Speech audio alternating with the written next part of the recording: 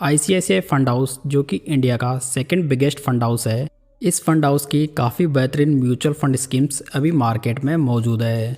उन्हीं में से एक है आईसीआईसीआई वैल्यू डिस्कवरी फंड। ये फंड एक वैल्यू ओरिएंटेड फंड है, लेकिन आखिर में ये वैल्यू ओरिएंटेड फंड क्या होते हैं? तो दोस्तों, इस प्रकार के फंड्स ऐसे स्टॉक्स में इन्वेस्ट करते हैं जो कि अंडर वैल्यूड होते हैं।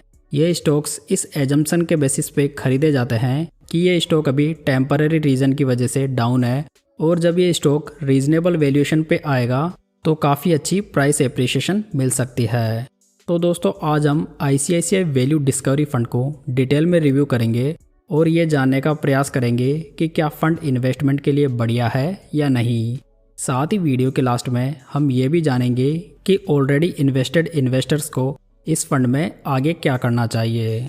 तो चलिए वीडियो शुरू करते हैं और फंड की बेसिक डिटेल से शुरुआत करते हैं। ये फंड 16 अगस्त 2004 को लॉन्च हुआ था। फंड का बेंचमार्क इंडेक्स निफ्टी 500 TRI है। फंड का लेटेस्ट AUM देखें तो ये 48,806 करोड़ रुपए हो चुका है। मतलब कि फंड का AUM काफ़ी अच्छा खासा है, जिसमें आपको कोई भी लिक्विडिटी का इशू नहीं होगा। फंड के डायरेक्ट प्लान का एक्सपेंस रेशो 1.01% है, जबकि कैटेगरी एवरेज एक्सपेंस रेशो 0.91% है। तो ये फंड आपको यहाँ पर कैटेगरी एवरेज की तुलना में थोड़ा महंगा पड़ेगा। अगर फंड मैनेजर्स की बात करें तो इसे 2021 से मिस्टर धर्मेश कक्कड़ और मिस्टर शंकरन नरेन मैनेज कर रहे हैं। तो यहाँ पर हम देख सकते हैं कि फंड मैनेजर में पिछले 3.5 साल में कोई भी चेंजेस नहीं हुए हैं, जो कि फंड स्टेबिलिटी के लिए एक बढ़िया साइन है। चलिए आगे बढ़ते हैं और फंड को रिटर्न्स के बेसिस पर वैल्यू करते हैं। यदि इस फंड में 5,000 रुपये की मंथली SIP 10 साल पहले स्टार्ट की गई होती तो आज टोटल इन्वेस्टमेंट 6 लाख रुपीज़ का होता, जिसकी करंट वैल्यू 17,78,000 होती। जबकि सेम SIP की करंट वैल्यू कैटेगरी एवरेज में 16,64,000 होती। वहीं यदि इस फंड में 1 लाख रुपए 10 साल पहले इन्वेस्ट किए गए होते तो आज उसकी करंट वैल्यू 5,09,000 की होती, जबकि कैटेगरी एवरेज में 4,81,000 की। तो यहाँ पर फंड ने SIP और लमसम दोनों के मामले में कैटेगरी एवरेज से बढ़िया परफॉर्म करके दिया है। अगर फंड के एनुअलाइज रिटर्न्स देखें तो फंड ने लास्ट 10 ईयर्स में 18.18% के रिटर्न्स बनाकर दिए हैं, जहां पर फंड की रैंक 11 फंड्स में से 6th रही है। लास्ट 5 ईयर्स में फंड के रिटर्न्स 27.90% के हैं, जहां पर फंड की रैंक 14 फंड्स में से 4th रही है। लास्ट 3 ईयर्स में फंड के रिटर्न्स 26.03% के हैं, जहां पर फंड की रैंक 16 फंड्स में से 3rd रही है। वहीं लेटेस्ट 1 ईयर के रिटर्न्स फंड के 41.12% के हैं, जहां पर फंड की रैंक 20 फंड्स में से 13th रही है। तो दोस्तों, आप यहां पर देख सकते हैं कि फंड ने लॉन्ग ड्यूरेशन में अपने बेंचमार्क और कैटेगरी एवरेज के रिटर्न्स को अच्छे मार्जिन से बीट किया है। साथ ही रिसेंट ईयर्स में फंड की रैंकिंग में भी इजाफा हुआ है, जो कि एक पॉजिटिव साइन है। अगर फंड के रिस्क रेशियोज पर नज़र डालें तो फंड का अल्फा 9.83% है, जबकि कैटेगरी एवरेज 5.92% है। यहाँ पर फंड की रैंक 20 फंड्स में से 3rd रही है। दोस्तों, अल्फा रेशियो ये बताता है कि फंड अपने बेंचमार्क से कितने एक्सेस रिटर्न्स बनाकर दे रहा है। तो यहाँ पर फंड काफ़ी अच्छा अल्फा जनरेट कर रहा है। फंड का बीटा देखें तो ये 0.77 है, जबकि कैटेगरी एवरेज का 0.90 है। बीटा रेशो जो होता है वो फंड की वॉलेटिलिटी को मेजर करता है। तो यहाँ पर फंड कम वॉलेटाइल है, इसी वजह से इसकी रैंक 20 फंड्स में से 2nd है। शार्प रेशो देखें तो ये 1.76 है, जबकि कैटेगरी एवरेज 1.37 है।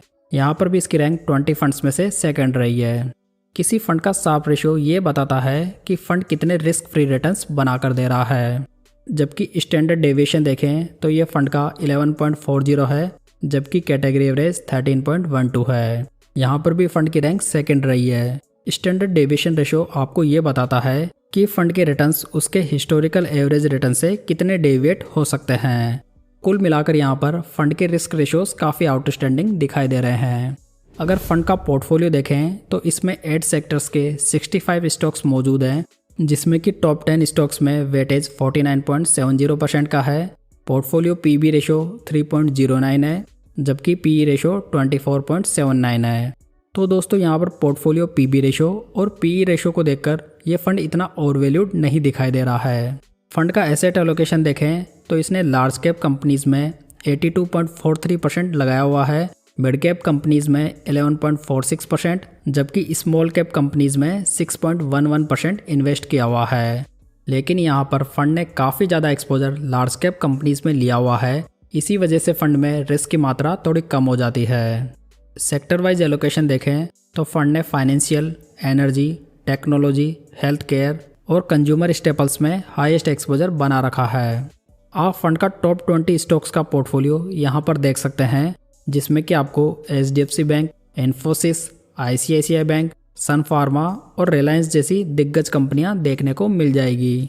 फंड का टर्नओवर रेशो देखें तो ये 59% है। टर्नओवर रेशो ये बताता है कि फंड मैनेजर पोर्टफोलियो स्टॉक्स में एक साल के अंदर कितने चेंजेस करता है। यदि ये चेंजेस कम हो तो ये पोर्टफोलियो स्टेबिलिटी के लिए बढ़िया माना जा सकता है।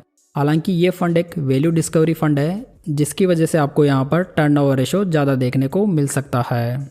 कुल मिलाकर देखें तो फंड का पोर्टफोलियो वेल डाइवर्सिफाइड दिखाई दे रहा है। वैसे देखा जाए तो अभी के समय फंड में सब कुछ बढ़िया दिखाई दे रहा है, साथ ही फंड अपने बेंचमार्क और कैटेगरी एवरेज से बढ़िया रिटर्न्स भी बनाकर दे रहा है।